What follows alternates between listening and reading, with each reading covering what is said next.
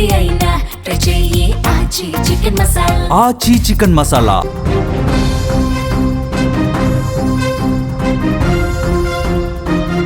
శివరాత్రి అయిపోయింది, ఇక చలికాలం ముగిసి ఎండాకాలంలోకి అడుగు పెడుతున్నాం. ఎండల తీవ్రత పెరుగుతుంది అనుకుంటే ఇప్పుడు వర్షాలు మొదలయ్యాయి. వినడానికి ఆశ్చర్యం కొన్నా నిజం. భారతదేశంలో ఇవాల్టి నుంచి వర్షాలు మొదలవుతాయని వాతావరణ శాఖ తెలిపింది.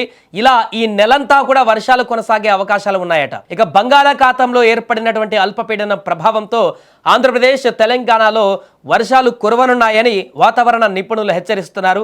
ఈ అల్పపీడన ప్రభావం తమిళనాడుపై ఎక్కువగా ఉండనుంది. పలు జిల్లాలలో భారీ వర్షాలు కురిసేటువంటి అవకాశాలు కూడా ఉన్నాయట.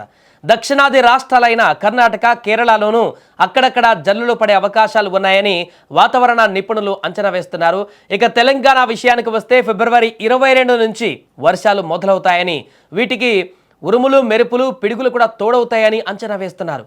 ఈ ప్రభావం హైదరాబాద్తో సహా పలు జిల్లాలపైన చూపేటువంటి అవకాశం ఉంది. ఇక అదే సమయంలో మరికొన్ని వడగళ్ల వానలు పడేటువంటి అవకాశం ఉంది. మనకు ఆల్రెడీ తెలుసు, ఎండాకాలం స్టార్ట్ అయిందంటే హైదరాబాద్లో కానీ ఇతర ప్రాంతాల్లో కానీ తెలంగాణలో, ఏపీలో వడగళ్ల వానలు పడుతుంటాయి ఎవ్రీ ఇయర్. అది ఈసారి అడ్వాన్స్గా ముందే వచ్చినట్టు కనపడుతుంది. ఇవి రైతులకు పంట నష్టం కలిగించవచ్చు అని కూడా తెలిపారు. మొత్తంగా తెలంగాణలో ఫిబ్రవరి 22, 23, 24 తేదీలలో పలుచోట్ల 20 నుండి 30 మిల్లీమీటర్ల వరకు కూడా వర్షం కురిసేటువంటి అవకాశాలు ఉన్నాయని వాతావరణ శాఖ అంచనా వేస్తుంది.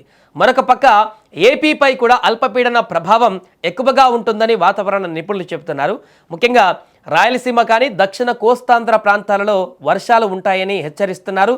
తమిళనాడు బార్డర్స్లో కొన్ని ప్రాంతాలలో వర్షాలు కురిసేటువంటి అవకాశాలు ఎక్కువగా ఉంటాయని వాతావరణ నిపుణులు అంచనా వేస్తున్నారు. సముద్రం కూడా అల్లకల్లోలంగా ఉంటుంది.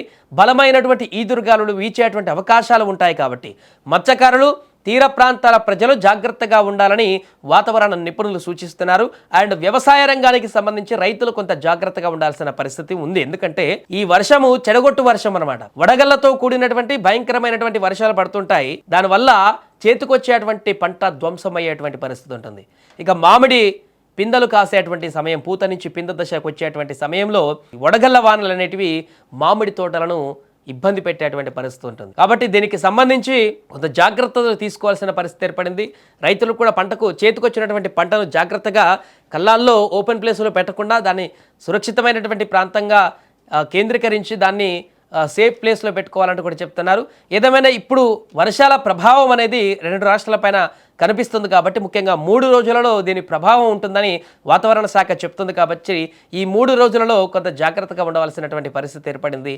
ఈ యొక్క వర్షాలు రాకుండా ఉండాలని కోరుకుందాం. ఎందుకంటే ఇది టైంలో వచ్చేటువంటి వర్షాలు పూర్తిగా రైతులని, మిగతా వారిని, అందరినీ కూడా మత్స్యకారులని అందరినీ ఇబ్బంది పెట్టడమే తప్ప దానివల్ల వచ్చేది ఏం లేదు. ఎండాకాలం అయిపోయిన తర్వాత మరలా అప్పుడు వర్షాలు పడితే అది అందరికీ హ్యాపీ, రైతులకి హ్యాపీ, మిగతా వాళ్ళందరికీ హ్యాపీ.